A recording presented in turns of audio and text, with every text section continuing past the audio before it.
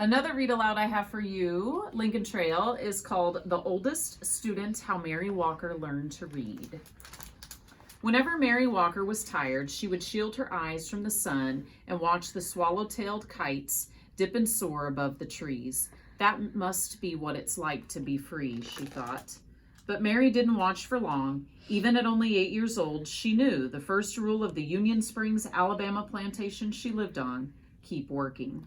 She knew the second rule, too. Slaves should not be taught to read or write or do anything that might help them learn to do so. Mary didn't stop working. She didn't learn to read either.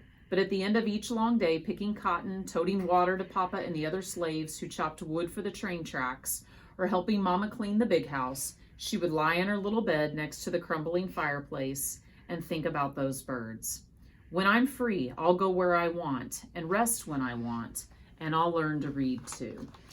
When she was 15, it happened.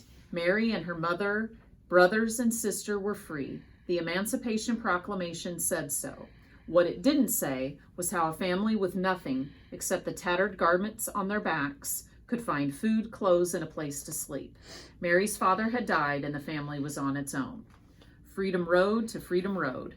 Across fields and through woods, ex-slaves surged like waves crashing hard to shore. Now that they were free, every road was Freedom Road.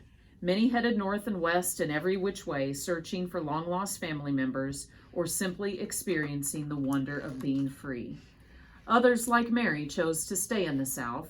An organization called the Freedmen Bureau helped those who stayed to find shelter on abandoned Confederate land.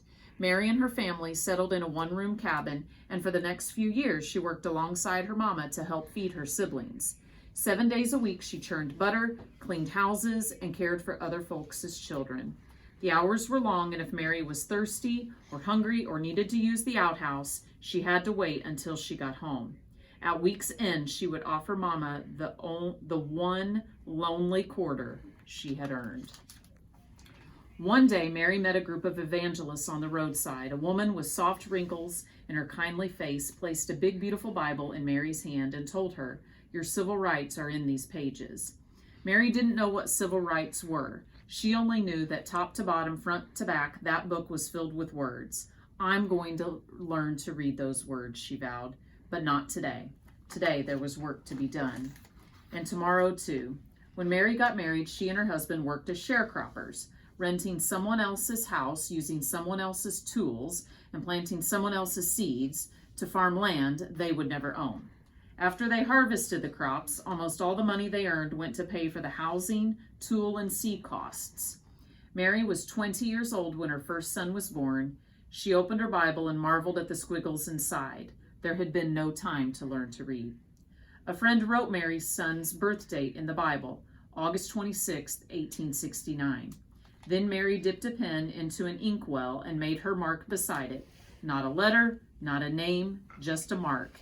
It was the best she could do. One day, Mary's husband died. She married again, and a second son was born, then a third. Mary made marks for these sons, too. Now she had 3 growing boys. More money, that's what we need, Mary thought. But the only other jobs available to black women were as maids or nannies or cooks. The hours were long, with only half a day on Saturdays, and like sharecropping, they didn't pay much. Mary sighed. Words would have to wait. For the next 4 decades, Mary sharecropped and did odd jobs to help support her family. In 1917, Mary's family moved to the little city of Chattanooga, Tennessee. It was the year of Chattanooga's Great Flood. The story was in all the newspapers, but Mary could only study the pictures to understand what happened. By now, Mary was 68 and too old to sharecrop, but she continued to work cooking and cleaning and babysitting. She also fried fish, baked cakes, and sold sandwiches to raise money for her church. On Sundays, she would sit in the congregation, and as the preacher spoke, she would clutch her family Bible, the Bible she still couldn't read. When Mary was well past 90, she and her husband sat in their creaky rockers while one or another of their sons read to them. After the 2 younger boys died, the eldest read. Then Mary's husband died. Several years later, her eldest son died too. He was 94. Mary had outlived the entire family. She was 114 years old and alone. "Can't read," she said, "can't write. I don't know anything." Mary stood at the window of her retirement home and gazed down at the world below. Words were everywhere, on billboards, on buildings, on store windows and trucks. She sighed. All this time, she thought, and they still look like squiggles. Mary had heard about a new reading class held in her building. She pursed her lips. No more waiting, she decided. Time to learn. Out of her apartment, into an elevator, and down to the lobby she went. When the elevator doors sprang open, Mary saw people sitting under a sign with a picture of an open book. She could not read the words. A neighbor walked up to her. "That's a reading class, Miss Mary. Can I help you over?" Mary shook her head, then she gripped her cane, lifted her chin, and walked straight towards that sign. For the next year and more, Mary put everything she had into learning to read.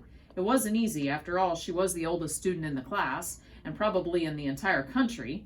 Could someone her age learn to read? She didn't know. She was going to try. She studied the alphabet until her eyes watered. She memorized the sounds each letter made and practiced writing her name so many times that her fingers cramped. She learned to recognize sight words and then challenged herself to make short sentences with them. She studied and studied until books and pages and letters and words swirled in her head while she slept. One fine day, Mary's hard work paid off. She could read. Word of her accomplishment traveled, and people everywhere celebrated with her. Chattanooga's mayor, newspaper journalists across the country, and a man from the U.S. Department of Education who said, "Mrs. Mary Walker, I pronounce you the nation's oldest student," all shared her joy. Mary felt complete. She still missed her sons, but whenever she was lonely, she read from her Bible or looked out her window and read the words in the street below. From then on, Chattanooga honored Mary's achievement with yearly birthday parties. In 1966, President Lyndon B. Johnson sent well wishes on Mary's 118th birthday. And in 1969, President Richard Nixon did the same. Mary was now 121 years old. Mary received many gifts over the years: a radio, a sofa, her very first television, a new Bible, the key to the city, and perfume and champagne from the Canadian Mounties. She also received something that brought back those long days in the Alabama cotton fields, her first airplane ride. From the cockpit window, Mary gazed at the trees and rooftops below. No different than a horse and buggy ride, she joked, but she knew it was. As the airplane dipped and soared like those swallow-tailed kites of long ago, Mary decided that flying was a lot like reading. They both made a body feel as free as a bird. Each year before her birthday celebration came to an end, someone would whisper, "Let's listen to Miss Mary." The shuffling and movement would fade away until not a sound was heard.